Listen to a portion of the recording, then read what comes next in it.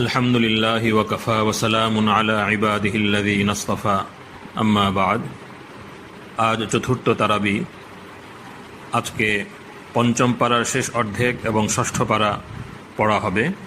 এই অংশে সূরাতুন নিসার শেষ অংশ ও সূরাতুল মাঈদাহ তেলাওয়াত করা হবে। এই অংশের তেলাওয়াত আজকে আমরা শুনব। কোরআনে কারীম যেহেতু কিতাবুল হিদায়া, মানব জাতির হিদায়তের জন্য আল্লাহ রাব্বুল আলামিন কোরআনে কারীমকে নাজিল করেছেন, এজন্য কোরআনে কারীমে বিভিন্ন নীতি ও নির্দেশনা, বিভিন্ন বিধিবিধানের পাশাপাশি আল্লাহ রাব্বুল আলামিন বিশেষভাবে মানব বৈশিষ্ট্য সম্পর্কে, মানুষের স্বভাব চরিত্র, কর্ম আচরণ সম্পর্কে আলোচনা করেছেন এবং দিক নির্দেশনা দান করেছেন। মানুষের বিভিন্ন প্রকার, মানুষের স্বভাব চরিত্রের বৈচিত্র্য, মানুষের কর্ম আচরণের বৈচিত্র্য সম্পর্কে কোরআনে কারীমে বিস্তারিতভাবে আলোকপাত করা হয়েছে। এই প্রসঙ্গেই কাফির, মুনাফিক এবং মুমিনদের বৈশিষ্ট্য, পরিচয় এবং তাদের কর্ম পরিণাম এবং আল্লাহ রাব্বুল আলামিনের নিকটে তাদের অবস্থান এবং আল্লাহ পাকের পক্ষ থেকে তাদের পরিণাম সম্পর্কে কোরআনে কারীমে বিস্তারিত আলোচনা করা হয়েছে। সূরাতুন নিসায়ও এ প্রসঙ্গে আলোচনা এসেছে এবং মুনাফিকদের বিভিন্ন বৈশিষ্ট্য সম্পর্কে সতর্ক করে ওই সকল বৈশিষ্ট্য থেকে বেঁচে থাকার জন্য মুমিনদেরকে দিক নির্দেশনা দেওয়া হয়েছে। আজকের তেলাওয়াতের শুরুও এরকমের বিষয় দিয়েই হচ্ছে। এর পাশাপাশি মুসলিম সমাজের শান্তি, শৃঙ্খলা ইত্যাদি বজায় রাখার জন্য বিভিন্ন বিধান সূরাতুন নিসার এই অংশে আলোচিত হয়েছে। বিশেষভাবে কোনো মুমিনকে হত্যা, তার রক্তপাত ঘটানো, প্রাণহানি ঘটানো, এটা এত বড় অপরাধ যে আল্লাহ রাব্বুল আলামিন এই অপরাধ সম্পর্কে ইরশাদ করেছেন, ওয়ামান ইয়াকতুল মুমিনা মুতাআম্মিদান ফাজাযাউহু জাহান্নামু খালিদান ফিহা ওয়া গাদিবাল্লাহু আলাইহি ওয়া লাআনাহু আ'আদ্দা লাহু আযাবান আযীমা। খুবই ভয়াবহ হুঁশিয়ারি এই আয়াত উচ্চারিত হয়েছে যে কেউ যদি কোনো মুমিনকে জেনে বুঝে হত্যা করে তাহলে তার শাস্তি হলো চিরস্থায়ী জাহান্নাম। যদি এই শাস্তি আল্লাহ পাক প্রয়োগ করেন তাহলে তার শাস্তি চিরস্থায়ী জাহান্নাম, তার উপর আল্লাহর গজব, আল্লাহর লানত এবং তার জন্য বড় আযাব প্রস্তুত রাখা হয়েছে। সুতরাং মুমিনের প্রাণহানি ইসলামী শরীয়তে ভয়াবহ রকমের কবিরা গুনাহ। এই সংক্রান্ত বিভিন্ন বিধিবিধানের পরে জিহাদের বিধান এবং হিজরতের বিধান প্রদান করা হয়েছে, হিজরতের ফজিলত বর্ণনা করা হয়েছে। তো হিজরতের প্রসঙ্গে একটি ঘটনা খুবই তাৎপর্যপূর্ণ। হযরত হামজা ইবনে কায়েস রাদিয়াল্লাহু আনহু খুবই অসুস্থ ছিলেন। যখন হিজরতের আয়াত অবতীর্ণ হলো তখন তিনি চলাফেরারও উপযুক্ত ছিলেন না, কিন্তু এই বিধান নাজিল হওয়ার কারণে তিনি অত্যন্ত পেরেশান, অস্থির হয়ে গেলেন এবং তার সন্তানদেরকে বললেন যে আমাকে একটি খাটিয়াতে শায়িত করে মদিনায় মুনাওয়ারার দিকে নিয়ে চলো, আমি মক্কাতে আর এক রাতও অবস্থান করতে চাই না। তো এই অবস্থায় তাকে মদিনায় নিয়ে যাওয়া শুরু করা হলো। প্রতিমধ্যেই তার ইন্তেকাল হয়ে যায়। এই প্রসঙ্গেই সূরা নিসার একটি বিখ্যাত আয়াত অবতীর্ণ হয়। আয়াতটি হচ্ছে সূরাতুন নিসার 100 নম্বর আয়াত। ওয়ামান ইউহাজির ফি সাবিলিল্লাহি ইয়াজিদ ফিল আরদি মুরাগামান কাসীরান ওয়া সাআ ওয়ামান ইয়াখরুজ মিন বাইতিহি মুহাজিরান ইলাল্লাহি ওয়া রাসূলিহি সুম্মা ইউদরিকুহুল মাউত ফাকাদ ওয়াকা আজরুহু আলাল্লাহ ওয়া কানাল্লাহু গফুরার রহিমা। যে ব্যক্তি আল্লাহর পথে হিজরত করবে সে জমিনে বহু জায়গা ও প্রশস্ততা পাবে, আর যে নিজ গৃহ থেকে আল্লাহ ও তার রসুলের দিকে হিজরত করার জন্য বের হয় অতঃপর তার মৃত্যু এসে পড়ে, তারও সওয়াব আল্লাহর কাছে স্থিরীকৃত রয়েছে। আল্লাহ অতি ক্ষমাশীল, পরম দয়ালু। এই প্রসঙ্গেই সালাতুল খাউফ বা ভীতির সময়ের নামাজ এবং মুসাফিরের নামাজের বিধানও এখানে উল্লেখিত হয়েছে। সূরাতুন নিসার একটি বিশেষ বৈশিষ্ট্য হলো যে আল্লাহ রাব্বুল আলামিন এই সূরায় বিভিন্ন আয়াতে মুসলমানদেরকে ক্ষমা এবং মাগফিরাতের সুসংবাদ জানিয়েছেন। ক্ষমার প্রত্যাশার দ্বার তিনি উন্মুক্ত করেছেন। বিখ্যাত সাহাবী হযরত আব্দুল্লাহ ইবনে মাসউদ রাদিয়াল্লাহু আনহু বলেছেন, সূরায়ে নিসায় এমন 5টি আয়াত আছে আমি এর পরিবর্তে গোটা দুনিয়া পেলেও খুশি হব না। সেই 5 আয়াত হলো সূরাতুন নিসার 31 নম্বর আয়াত, ইন তাজতানিবু কাবাইরা মা তুনহাউনা আনহু নুকাফির আনকুম সাইয়্যাতিকুম ওয়া নুদখিলকুম মুদখালান কারীমা।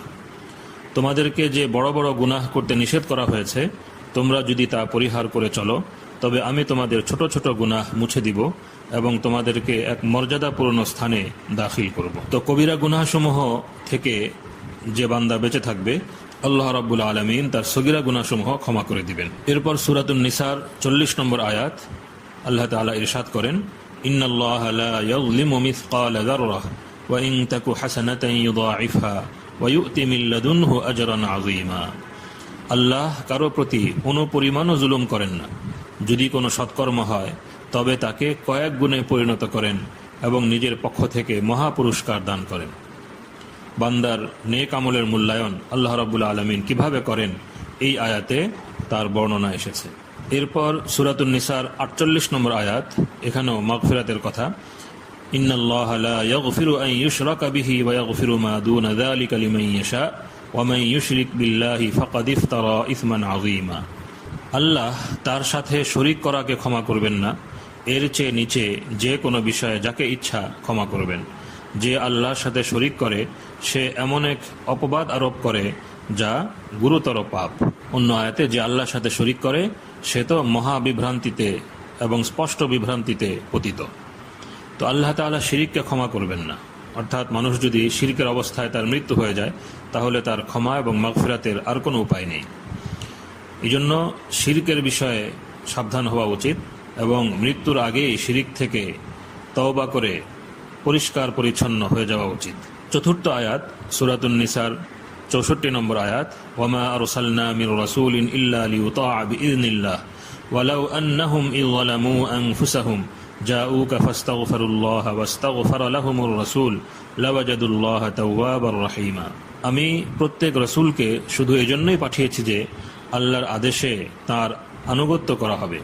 তারা যখন নিজেদের উপর জুলুম করেছিল, অর্থাৎ লোকেরা যখন নিজেদের উপর জুলুম করেছিল, তখন যদি আপনার কাছে এসে আল্লাহর কাছে ক্ষমা চাইত এবং রসুলও তাদের জন্য মাগফিরাতের দোয়া করতেন, তবে তারা আল্লাহকে অতি ক্ষমাশীল পরম দয়ালু পেত। তাহলে রসুল করিম সাল্লাল্লাহু আলাইহি ওয়াসাল্লামের হক এই আয়াত থেকে পাওয়া যায় যে তার আনুগত্য করতে হবে এবং আল্লাহ রসুল সাল্লাল্লাহু আলাইহি ওয়াসাল্লামের উপর দরুদ পাঠ করতে হবে এবং আল্লাহ পাকের নিকটে ইস্তিগফার করতে হবে। তাহলে আল্লাহ পাক অবশ্যই বান্দাকে ক্ষমা করবেন। পঞ্চম আয়াত সূরাতুন নিসার 110 নম্বর আয়াত, ওয়ামান ইয়ামাল সুআন আও ইয়াযলিম নাফসাহু সুম্মা ইস্তাগফিরুল্লাহ ইয়াজিদিল্লাহা গফুরার রহিমা। যে কোনো মন্দ কাজ করে ফেলে বা নিজের উপর জুলুম করে বসে, এরপর আল্লাহর কাছে ক্ষমা চায়, সে অবশ্যই আল্লাহকে অতি ক্ষমাশীল পরম দয়ালু পাবে। তো হযরত আব্দুল্লাহ ইবনে মাসউদ রাদিয়াল্লাহু আনহু বলেন যে এই 5টি আয়াত সূরা নিসায় এমন 5টি আয়াত আছে যে আমি এর পরিবর্তে গোটা দুনিয়া পেলেও খুশি হব না। তাদের নিকটে আল্লাহ পাকের রহমত এবং মাগফিরাতের মূল্য ছিল।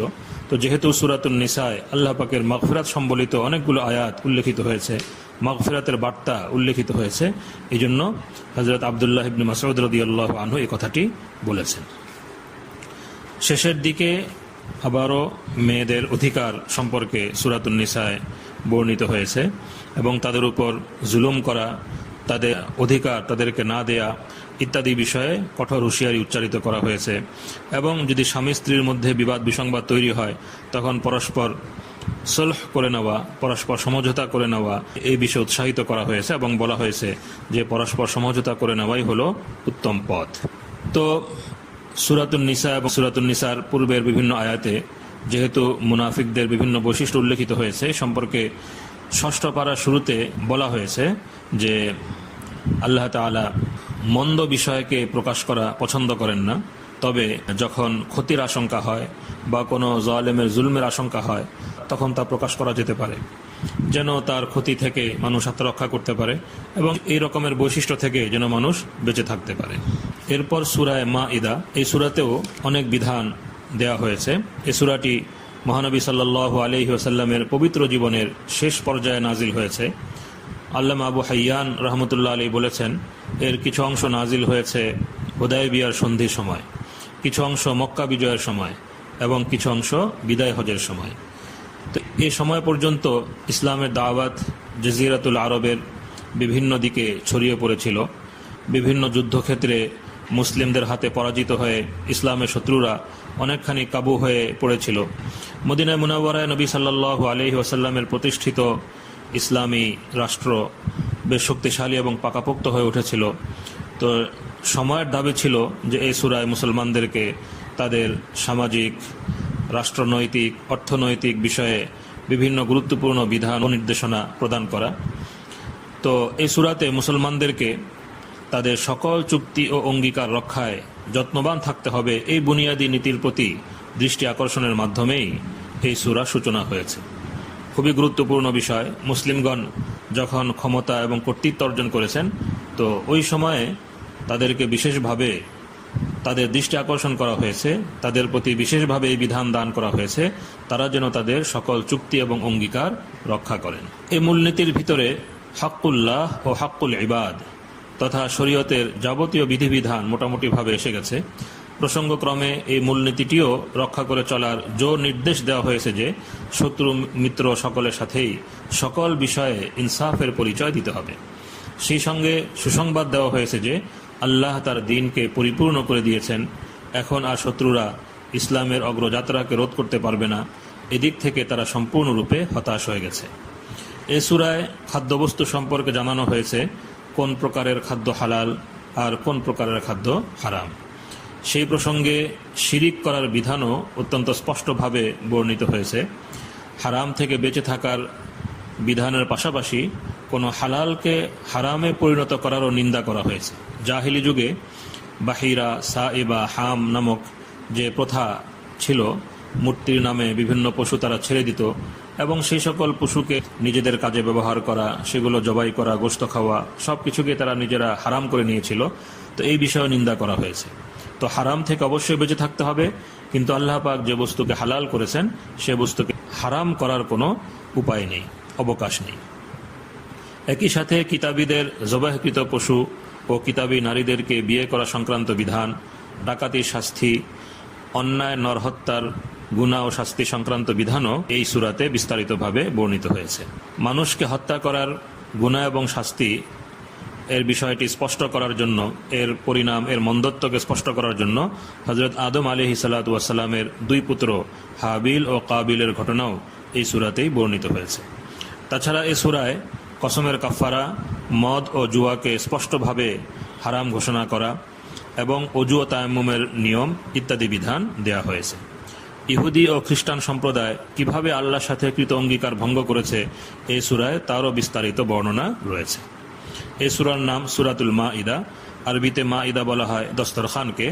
এই সূরার 114 নম্বর আয়াতে বর্ণিত ঘটনা, মাঈদার ঘটনাকে কেন্দ্র করেই এই সূরার নামকরণ করা হয়েছে সূরাতুল মাঈদা। আল্লাহ পাক আমাদের সবাইকে কোরআনে কারীমের আলো গ্রহণ করার তৌফিক দান করুন। ওয়া আখিরু দাওয়ানা আনিল হামদুলিল্লাহি রাব্বিল আলামিন।